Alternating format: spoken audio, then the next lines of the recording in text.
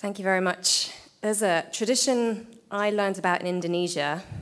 I was running a conference when everybody's been sitting down for a long time, an aerobics instructor comes in and gets you to do a dance. And I was just wondering, we've been sitting already for a while, if everybody could just stand up, turn around and just get some blood in your veins, because I don't want to be talking to you when you're just stand up and have a stretch, just so you can hear me, because I've got another 20 minutes to give you. Great.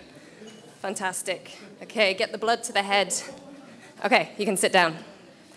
Thank you very much. Because I feel like I'm quite far into the graveyard shift, and I'm a little bit worried you won't hear a word I say. So I'd like to thank you very much for the opportunity to be here. I'm missing my day of having a national election. I'm British in the UK. I have done my vote by post, and I was pretty torn because I really wanted to be there to get out the vote. But then I thought, well, this is justifiably a great way of spending my time also to tell you about real practical ways that you can start to achieve these new reasonings and ways of thinking that have been talked about throughout today. And I have been really disappointed in our election that, first of all, climate change itself has been talked about in a very limited way, and these broader issues of how the environment is at the core of economic development, social well-being have been really passed over. So I'm grateful to be with a group who've come here today to talk about this. So I'm going to talk today about what we call natural capital approaches. I like to think of this as shining a light on the intimate connections between nature and people, nature and business, nature and society, but doing it in a way that's based on rigorous science and using practical tools. So it's a way of really implementing in practice some of the ideas you've been, and challenges, addressing some of the challenges we've been talking about today. So I'm first going to very briefly go through some of the key concepts behind natural capital and how they link to the SDGs. I think a lot of this has already been spoken about very eloquently by Julio and Dion and others today. Then I'm going to spend most of my talk focusing on a real case study, because I think cases are how people learn the best way, from Myanmar, which is obviously many, many miles from Bulgaria. But my host, Apostol, told me that the story from Myanmar would resonate here. So I hope that's true. And then I'll very briefly talk about some of the tools. And I'm not going to go into the detail, because I think that's the fastest way to put you to sleep. But I'll be very happy to talk about the technical details afterwards if anyone's interested. And I'll finally close by talking about business and how businesses and financial institutions are taking these approaches into account. So first, what is natural capital and how does it relate to the SDGs? You've seen, I don't know if you've seen this slide of the SDGs in every presentation you've seen this morning, and I think it must be clear to everybody that the SDGs are a real progression from the Millennium Development Goals in recognizing that you cannot approach goals like poverty and hunger, reducing poverty and reducing hunger, unless you deal with issues around ecosystems like life under the sea and fisheries. And you can't think about food production without thinking about climate change. So they're all interconnected, as many of today's presenters have eloquently discussed. And I found in preparing for this talk a diagram, a really lovely diagram produced by the Stockholm Resilience Center, which shows the SDGs in a different configuration. There's a great talk by Johan Rockström and Pavan Sukhdev that you can find online, where they present this way of showing it. And Johan Rockström presents this in terms of talking about how to achieve the social and economic focus sustainable development goals. We need to be working within a safe operating space, within planetary boundaries, which is, this very powerful framing that he himself has pioneered. But I also like to interpret this way of showing the sustainable development goals in a sort of natural capital way of thinking, which is showing that these economic and social goals really rely on a foundation of a healthy planet, a healthy biosphere, and what we call natural capital. And so the Sustainable Development Goals are real, very tangible things. How can they be achieved? And how can they be measured using objective indicators? And that's why I get excited about natural capital. And this is not a very exciting slide about natural capital, but it gives you the core concept. So this is the definition that was put together by the Natural Capital Coalition, which I'll tell you a little bit about later. So over 200 organizations involved. And natural capital is the stock of renewable and non-renewable natural resources. So it's both the living and the non-living resources that combine to yield this flow of benefits to people. And these are ecosystem services and also abiotic services. And they bring value to people, value to business. And so this way of framing things, it has some very powerful ideas, and in almost every talk people have brought forward these ideas and these concepts, but how do you make them real? How do you really make decisions to factor in the fact that forested areas along streams hold soil in place and improve our water quality for people downstream? How do you make decisions that reflect how mangroves stabilize our shorelines and decrease damage to people and property and infrastructure from storms? How do we turn these concepts into reality? And Julio had a beautiful way of talking about capitals. I've got another. This is building off the IR capitals framework. And I like this way of showing things a little bit like I like that way of showing the SDGs, because it has natural capital at the foundation of these other forms of capital that Julio's already begun to introduce. And I think frameworks are powerful, but photos also speak more than 1,000 words. So to bring this idea of capitals that Julio's introduced into reality, let's think about harvested fish. We benefit from harvested fish. How does it relate on these different types of capital? Well, it depends on the availability of fish stocks, which is a type of natural capital. But those fish stocks themselves depend on healthy ecosystems like seagrasses, another form of natural capital.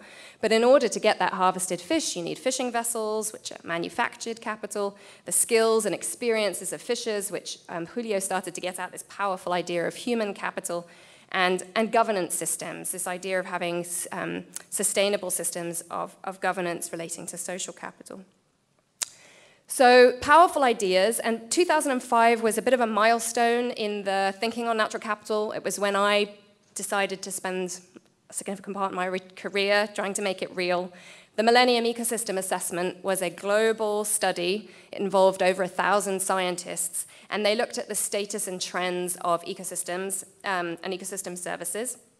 And they found that 2/3 of these benefits, I think they looked at 23, these benefits to people that come from ecosystems are being degraded or used unsustainable in unsustainable ways, and that's really harming people. That's causing big problems for human well-being.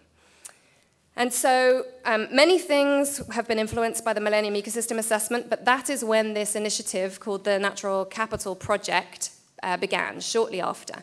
It was founded by 4 friends who were all involved in that Millennium Ecosystem Assessment and thought, this is such a powerful idea, but why isn't it being used to transform the way decisions are made? The science is good enough, we could do practical things, we'd produce practical tools to make it real. And so these 4 organizations, 2 of the world's best universities, Stanford University and the University of Minnesota, and 2 of the biggest global conservation NGOs, WWF and the Nature Conservancy, came together to set up this partnership to account for nature's values in decision-making, and we have a strategic plan which is aligned around these 5 shared outcomes. And WWF in particular is very interested in sustainable development planning, which is what I will focus on in my example.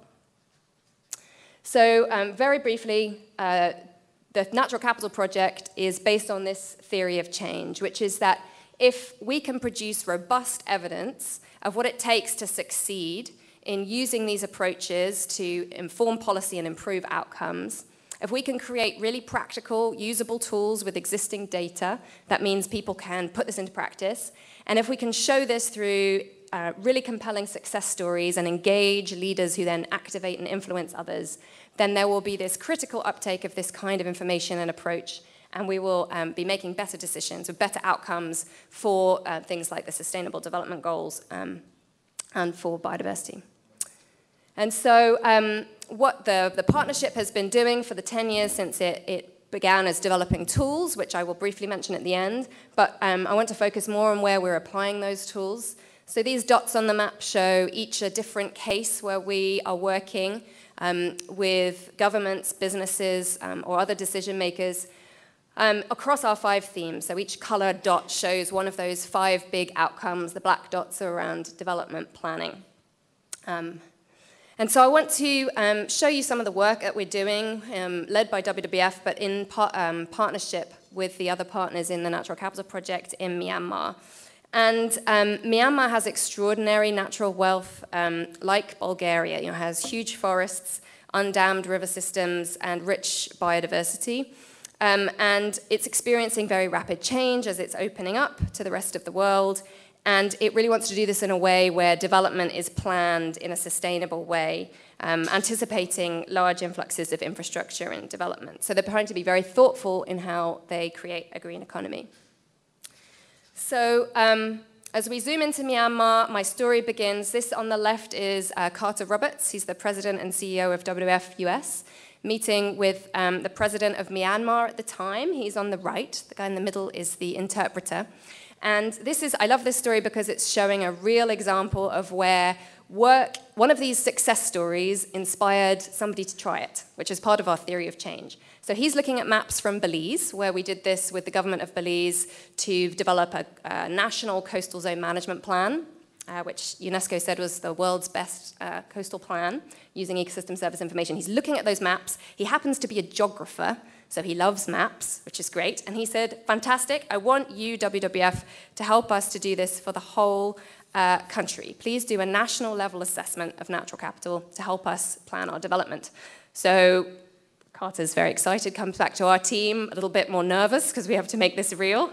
Many others have done this, not me, in turning this into reality.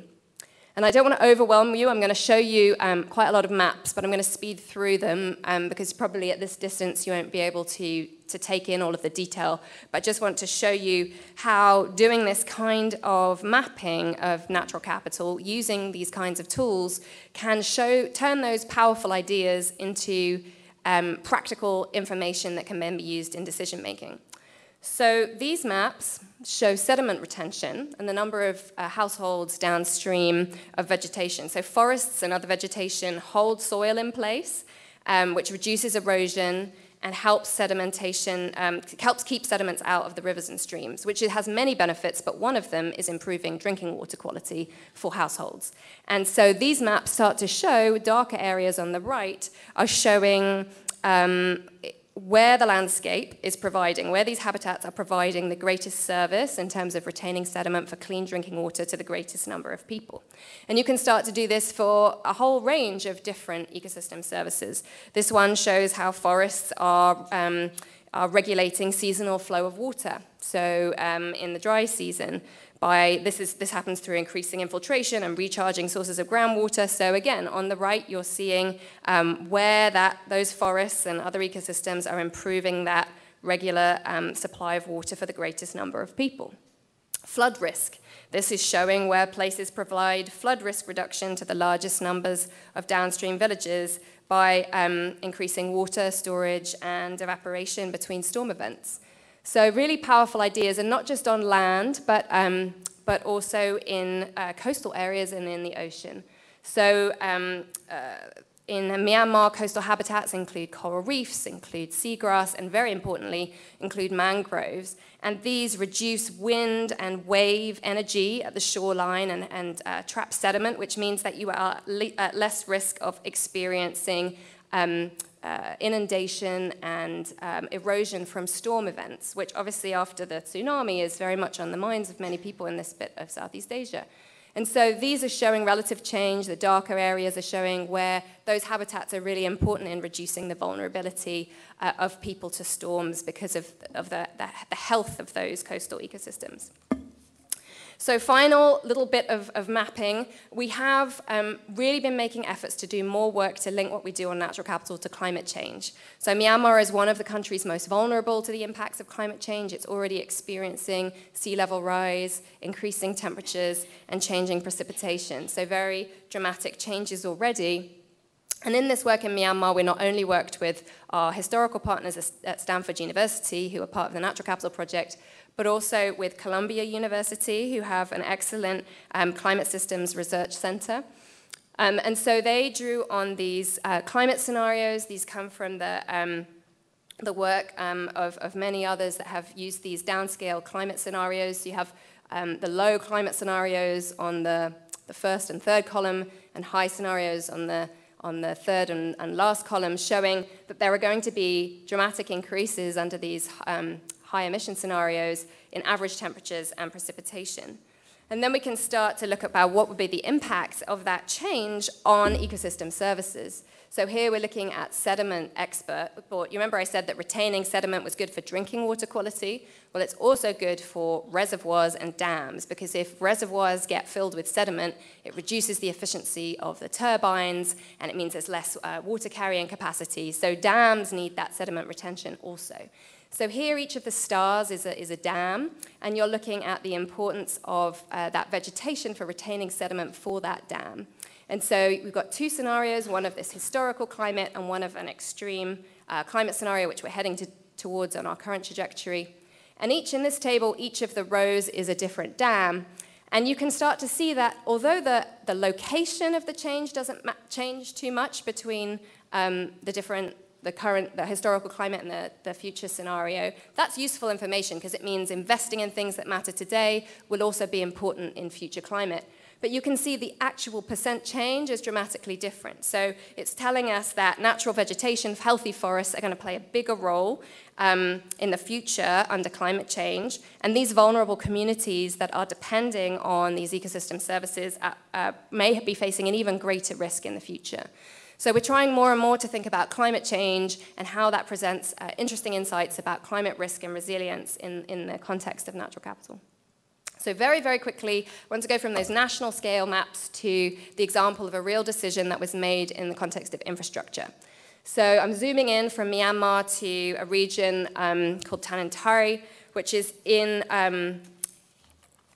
Myanmar and is part of a major change that's happening not only in Myanmar but across Asia in terms of major infrastructure development. So there is a Dawei Road, is a two-lane road. You can see this kind of red, this little faint red road that's heading from Dawei on the coast in southern Myanmar through to Thailand.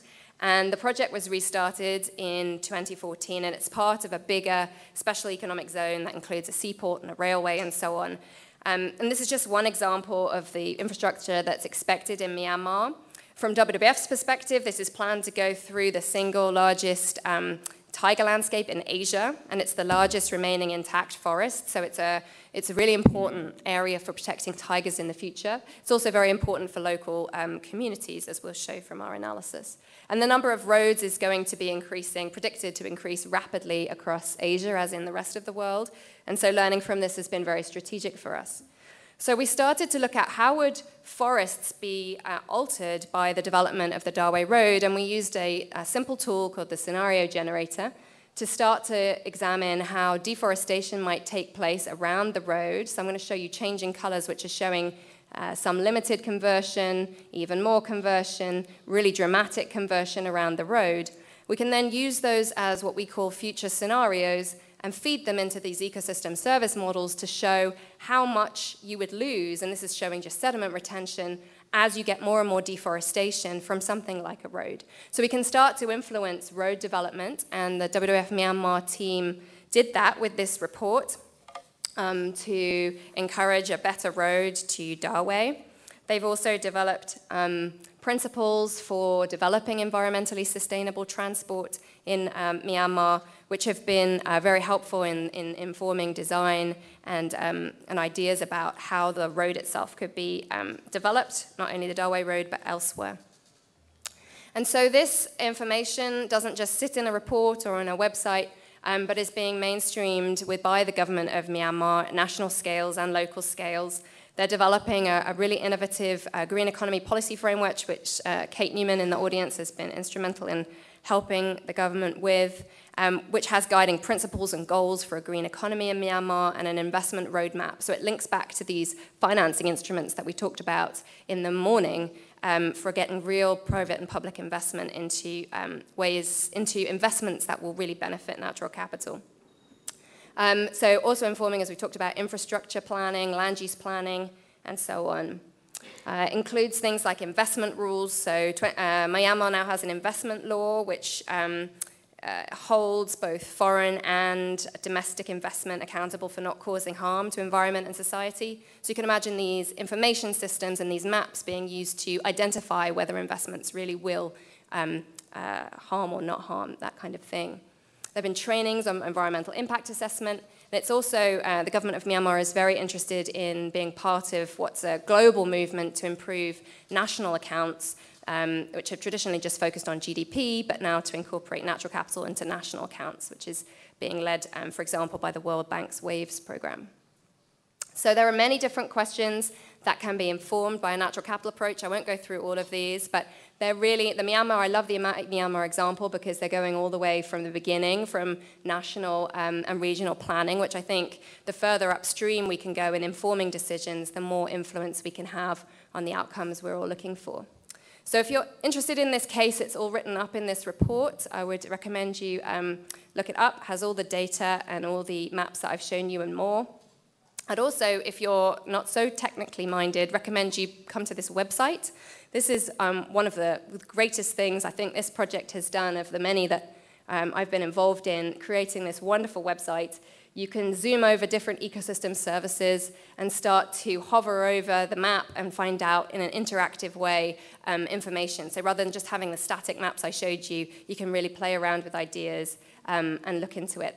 And even more brilliantly, I love this, they have done an art exhibition. So they had 2 art exhibitions in Myanmar where they showed these maps alongside really powerful photos and images of people and the importance of nature for people in Myanmar. This is one of the exhibitions that they held. And there's also been training of local groups, 9 trainings on the models and tools that were used to generate those maps. Led by my colleagues Nirmal Bhagavati and Adam Dixon in the middle of this, top middle of this photo. And it's been a real partnership of many partners, and the more mature we get in doing this work, the more partners we're working with as we get more ambitious and innovative in the way we do this. So just finally on next steps, this is very early preliminary results from my colleagues back in the US office of WWF have just been sending me through these overlaying anticipated transport corridors in Myanmar with these natural capital. This is the map is showing you darker areas are showing combined provision of those 3 key ecosystem services and where they overlap with these transport corridors. And in the context of China's Belt and Road Initiative, we're starting to digitize things like these roads. So this east-west purple line is showing you the Calcutta to Kunming Road, which is potentially part of the China Belt and Road Initiative. The north-south is showing an economic corridor, the China-Indochina economic corridor as part of the China's Belt and Road Initiative. So again, simple overlays where you can overlay this not only with key biodiversity areas, which is a primary concern for biodiversity, but looking at how people benefit from that in terms of ecosystem services. So what tools are available? I'm running out of time and I want to just do this very briefly. But if you'd like to know more information, please come and find me afterwards. There are many, many, many tools out there. That's my one point from this slide. Many tools, many methods, and a lot of work has been carried out already. And when I have been working, this kind of starts to talk about the link with business. Historically, when we were talking about business, about taking up these approaches, they said it's too many tools, it's too confusing, we don't know what's credible. And so there's been a lot of work to try and align across these. I'll just talk about the ones I'm most familiar with and have been involved in the Natural Capital Project, which has developed what we call a science and technology platform within which a variety of different tools sit. We're most well known for Invest, which is a tool that includes, I think now, 24 ecosystem service models. So you can do that mapping and modeling of different ecosystem services under different scenarios of change using Invest. And it's the foundation for most of these other tools, which are more targeted. I'll just give you a couple of examples. RIOS is a tool for targeting watershed investments, so particularly useful for things like water funds and payments for watershed services. And Opal is a tool for designing equitable and efficient offset mechanisms so that any offset for a development is providing the same ecosystem services to the same people. And you can download all these tools at the Natural Capital Project website. So just in terms of working with business, And I include the finance sector in this. Just a little bit of context, as I've seen this movement and this community around natural capital grow, it has evolved from early NGO activity and things like the Millennium Ecosystem Assessment back in early 2000s, through to exploration by the public sector, by governments, and then through uptake by financial institutions. And a key point in this was when the IFC, the International Finance Corporation, which is the largest multilateral investor in private sector of developing countries, incorporated ecosystem services into their performance standards, which really set a precedent for this. And since then, you see the blue blobs of business starting to show an interest in using this information in their decision-making.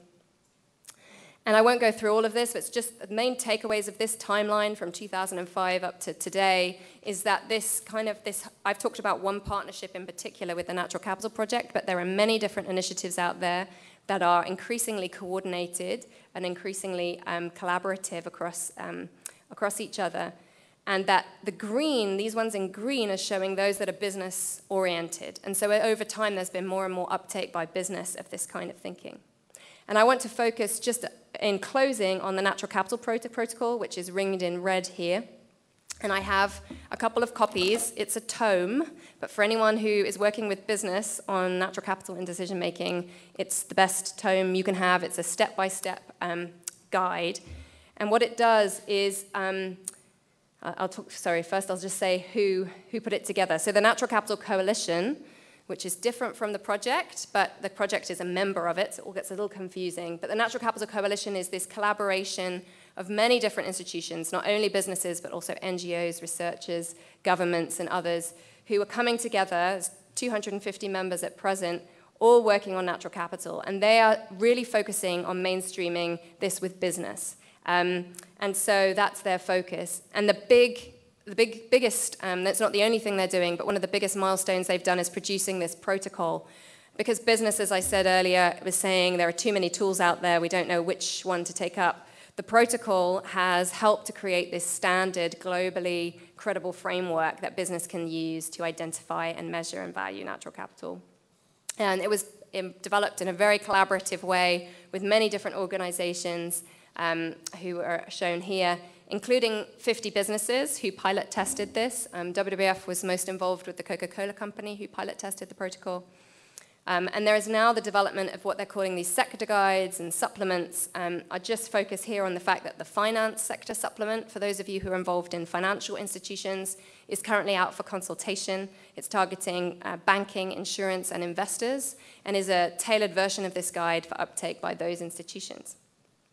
And finally, the last thing that may be of use to you is something called the Protocol Toolkit, which is online. It takes not only the tools that I've mentioned to you, but the many others that are out there, and is an interactive, online, constantly updated way of finding which tools are most relevant to you if you're trying to take this kind of approach. So I'd like to close there by thanking you. I hope I've managed to excite you about the potential of these approaches, that they are practical, that they have been applied elsewhere. I only got the chance to show the Myanmar example, but I hope it resonated with you, and I'd be very happy to tell you, to speak further about any questions or information you'd like about how this works in practice. Thank you.